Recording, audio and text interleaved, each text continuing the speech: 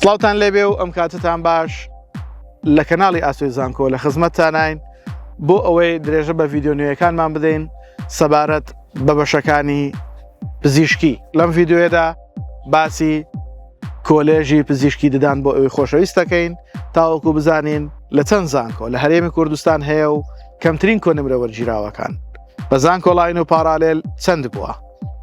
بەڕێزانم ئێمە ئەو کۆنمرانی کە باسیەکەین بۆ ساڵی خوێندنی 2022-2023 واتە ساڵی پار تەنها وەکو بەرچاوڕوونیەک لە کاتی پڕکردنەوەی فۆرمی زانکۆلاین ئێمە ئەم کۆنمرانە بەکاردێنین و لەسەر ئەساسی ئەمانە ڕیزبەندیەک بۆ خۆمان ڕێکەخەین. بە هیوای ئەوەی ڤیدیۆکەمان جێگەی سود و ڕەزامەندیتان بێ ئێوەش تا کۆتایی ڤیدیۆ بینەر بن و زانیاریەکانی وەربگرن.